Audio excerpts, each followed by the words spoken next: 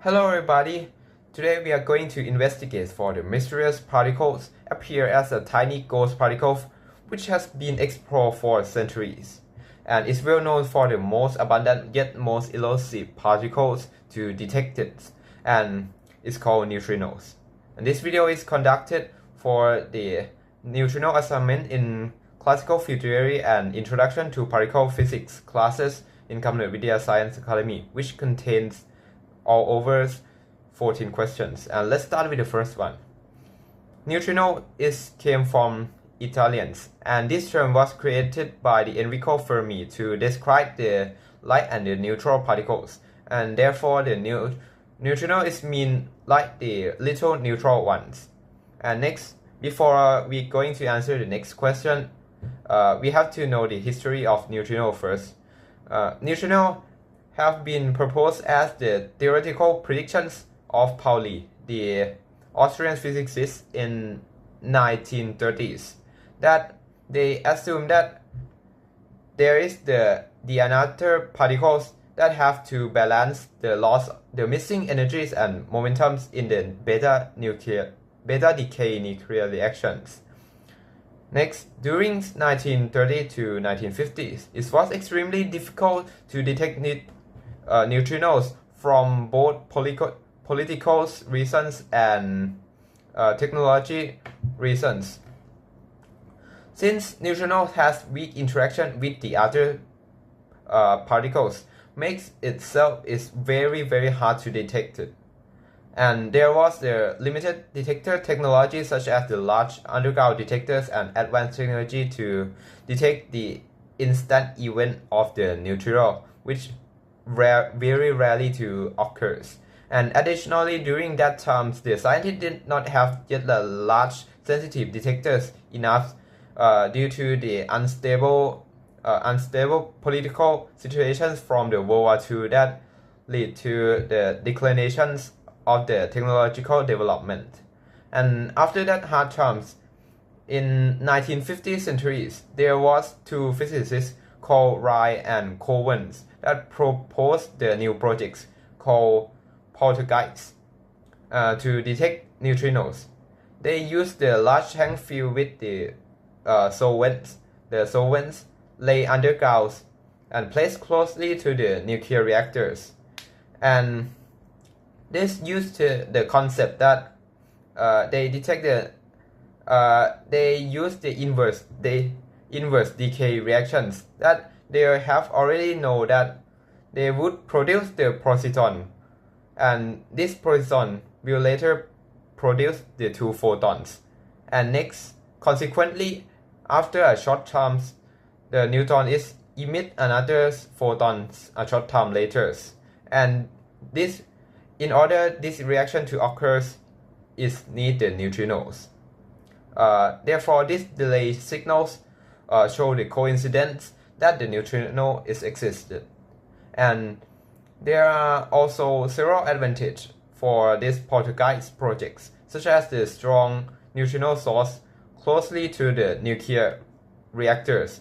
So these nuclear reactors can emit large amount of neutrinos, and is placed close to the experimental setups, so it can easily detected compared to the others. And this high detection probability led to the first detection of the neutrinos in 1956.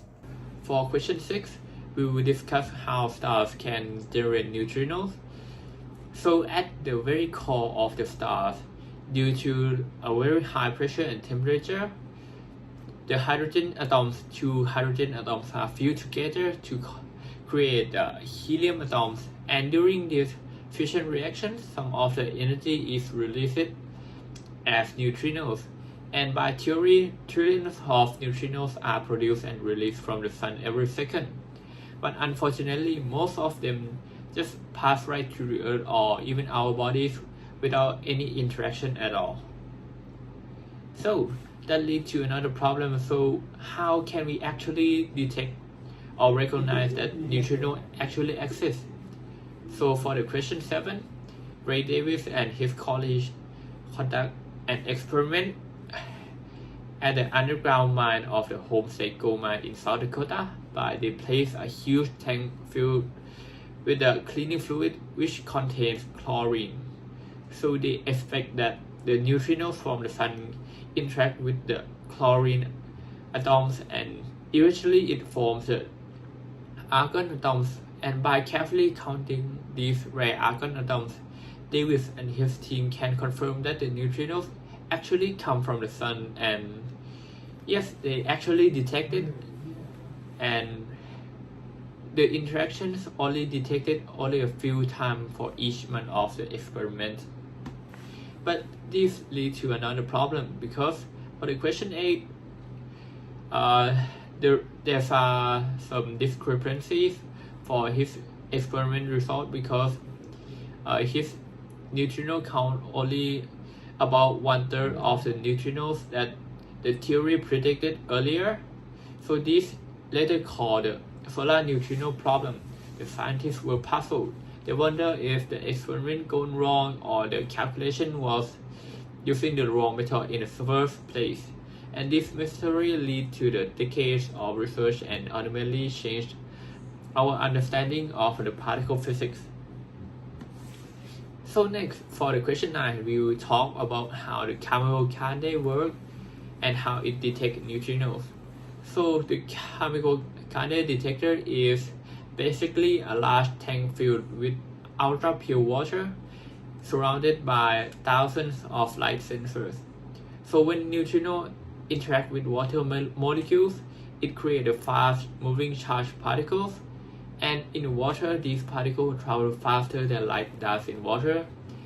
As a result, it produces a faint blue flash called Cherenkov radiation, which the surrounding light sensor will detect it, and ultimately the scientists can detect the direction and energy of the incoming neutrinos. And for the question 10, we will talk about what discovery the Kamikaze provided and also the Nobel Prize that Thitipat and Davis Jr. won.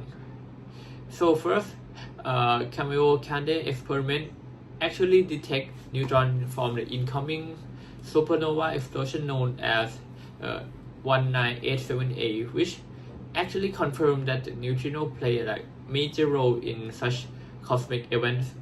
And later, the researcher also found the evidence that neutrino can change form from one type to another, namely electron muon and tau neutrino, as they travel.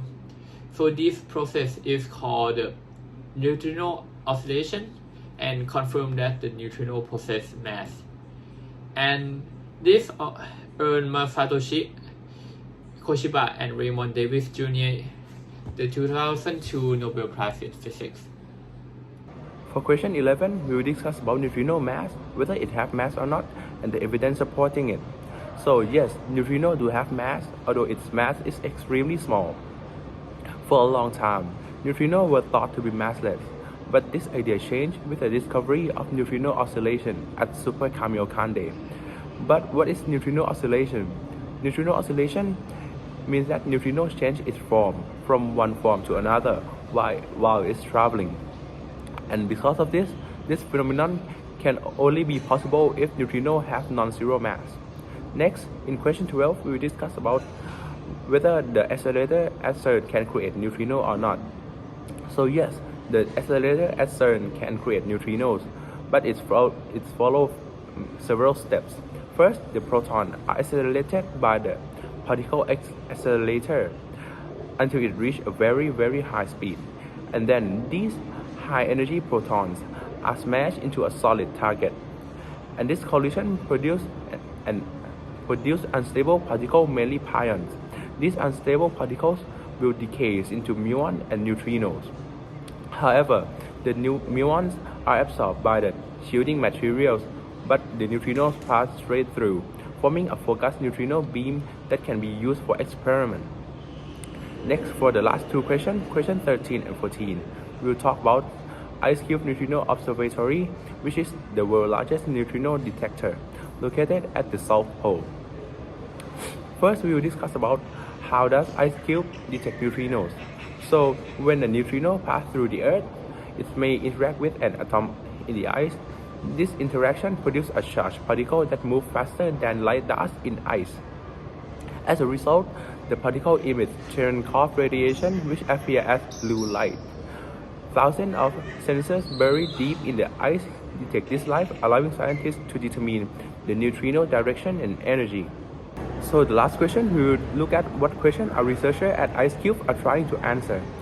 So the researchers at IceCube are trying to understand where the high-energy neutrinos in the universe come from. They study neutrinos produced by extreme cosmic events such as black holes and exploding stars. IceCube also search for clues about dark matters and investigates whether there are new types of neutrinos. Overall, the goal of IceCube is to explore the physics beyond the standard model and gain a deeper understanding of the universe.